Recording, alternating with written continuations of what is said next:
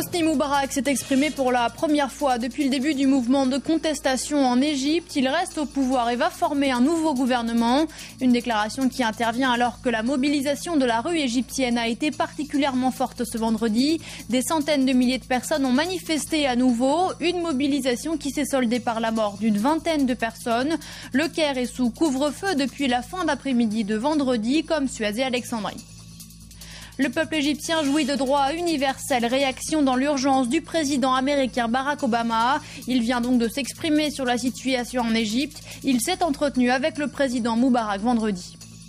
À Tunis, 2 semaines après la chute de Ben Ali, la police a décidé d'évacuer la place de la Casbah où campaient depuis plusieurs jours des manifestants. Ils réclamaient la démission du Premier ministre Mohamed Ranouchi qui conserve son poste dans le gouvernement remanié. Les affrontements entre manifestants et forces de l'ordre ont fait une quinzaine de blessés. Merci de nous rejoindre sur France 24. Une large page de cette édition est évidemment consacrée à la situation en Égypte où Hosni Moubarak reste aux commandes. Il s'est exprimé vendredi pour la première fois depuis le début de la mobilisation hostile à son régime. Un nouveau gouvernement devrait être formé samedi. Une déclaration qui intervient au soir d'une journée de manifestation sans précédent dans le pays. Une vingtaine de morts est à déplorer et plus de 1000 blessés au Caire. Le couvre-feu n'y aura rien changé. Tard dans la nuit, les manifestants se font toujours entendre. Peu après minuit, Hosni Moubarak enfin prend la parole. Il annonce une décision. J'ai demandé au gouvernement de présenter sa démission et je formerai un nouveau gouvernement qui aura pour première mission de rétablir l'ordre. Je défendrai l'avenir de l'Égypte ainsi que la sécurité des citoyens. Mais dans la rue, ils sont toujours plus nombreux. Ces manifestants demandent la chute du régime.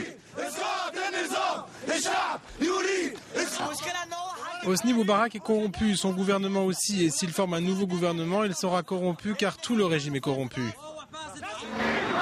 L'armée est déployée dans le centre du Caire. Au début, les soldats sont acclamés par la foule. Certains manifestants se font même photographier sur des blindés. Mais un peu plus tard, la situation se tend. Plusieurs bâtiments du gouvernement sont incendiés. Des véhicules de l'armée aussi. Des milliers de personnes marchent en direction du Parlement. Ils sont stoppés, place Tahrir, dont l'armée reprend le contrôle.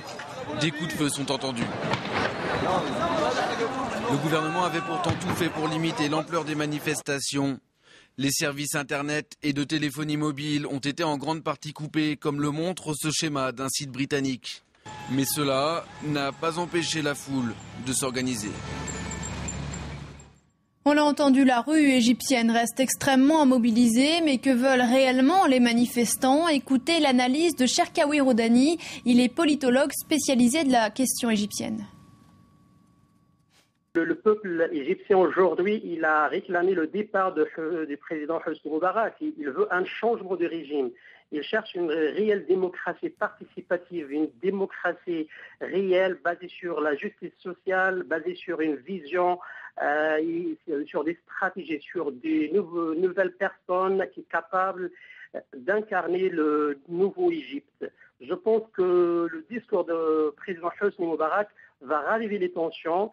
Et c'est très très dangereux dans le sens parce que dans le discours, si on arrive de l'analyser d'une manière et de décortiquer un petit peu sa phraséologie, donc on arrive de dire que tout ce qui se passe aujourd'hui, c'est qu'à travers la dynamique politique qu'a connue l'Égypte depuis 30 ans, c'est elle qui a permis à ces personnes, à ces jeunes de manifester et de dire voilà, oui, pour le changement du gouvernement. Mais je pense que le peuple aujourd'hui égyptien veut un changement de régime, un changement des personnes et veut un changement des dirigeants Hosni Moubarak.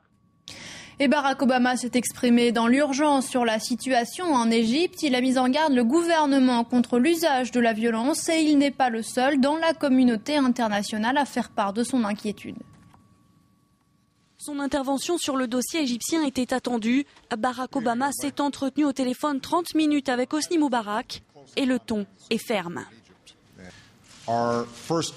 Notre première préoccupation est d'empêcher des blessés ou des morts. Je veux être tout à fait clair et j'appelle les autorités égyptiennes à ne pas utiliser la violence contre les manifestants pacifistes.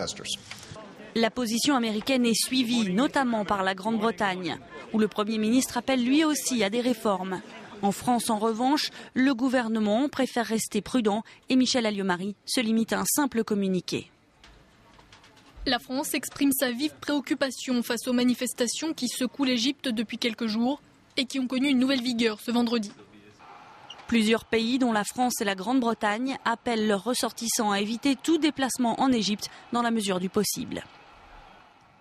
En Tunisie, il n'y a plus de manifestants sur l'esplanade de la Casbah. Ils ont tous été délogés ce vendredi par la police. Des centaines de personnes faisaient le siège depuis plusieurs jours devant les bureaux du Premier ministre Mohamed Ranouchi pour réclamer sa démission. Les blessés du jour à Tunis. Ils se sont réfugiés dans cette gare routière. Ils sont une quinzaine aujourd'hui. Les manifestants ont une fois de plus affronté les forces de l'ordre dans les rues de la capitale. Ici, on a vu beaucoup de blessés. Certains ont des blessures, du sang à la tête, mais il n'y a pas de mort. Cette fois, ils rentrent chez eux, sous bonne escorte. Pour beaucoup, dans le centre du pays, là où tout a commencé. À Tunis, la police a fait place nette devant le siège du gouvernement. Les lieux ont été évacués à coups de gaz lacrymogène. Les tentes des manifestants ont été démontées. Un noyau dur n'accepte pas ce nouveau gouvernement. Mohamed Ranouchi reste leur Premier ministre, ils veulent sa démission. Certains responsables syndicaux appellent désormais au calme.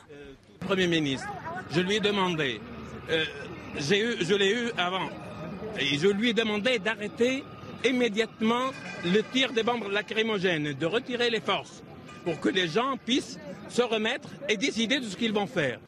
Il va falloir maintenant nettoyer cette place, cœur de toutes les contestations depuis plusieurs jours. L'UGTT, le syndicat qui a joué un rôle central dans le mouvement de contestation, demande maintenant aux Tunisiens de reprendre le travail. L'Afrique du Sud rassurée sur la santé de Madiba, pour le moment du moins. L'ancien président Nelson Mandela, symbole de la lutte contre l'apartheid, est rentré chez lui vendredi à Johannesburg. Après 2 jours passés dans une clinique de la ville, il avait été hospitalisé pour un problème pulmonaire. Il recevra désormais des soins chez lui. Alberto Contador, triple vainqueur du Tour de France, fidèle à sa stratégie de défense devant la presse ce vendredi. L'Espagnol a nié tout dopage et il a dit vouloir faire appel de la décision de la Fédération espagnole de cyclisme de le suspendre pour 1 an pour dopage. On l'écoute. Je sais que j'ai de nombreuses responsabilités. Beaucoup de gens me regardent et prennent exemple sur moi. Je sais à quoi je suis exposé. C'est pour cela que je ne me suis jamais dopé.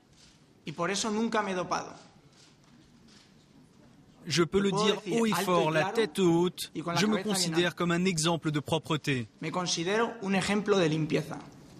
Alberto Contador, qui avait été contrôlé positif au dopage au clenbuterol lors de la dernière grande boucle qu'il a par ailleurs remportée. Il n'était pas vraiment en terrain conquis, mais il en faut plus pour faire peur aux experts. L'équipe de France de handball s'est qualifiée pour la finale de la Coupe du Monde à Malmö, en Suède. Ils ont battu 29-26 l'équipe organisatrice du championnat, la Suède. Les experts tenants du titre, mais aussi champions olympiques et champions d'Europe, rencontreront donc le Danemark dimanche en finale. Ce sera leur 4e finale consécutive donc pour le titre de champion du monde. Et surtout...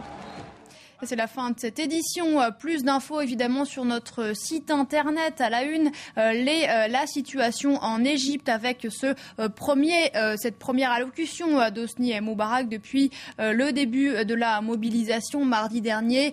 Beaucoup d'autres informations évidemment. La Tunisie, également l'information sportive avec cette victoire française dont on vient de vous parler. Voilà, prochaine édition dans 20 minutes.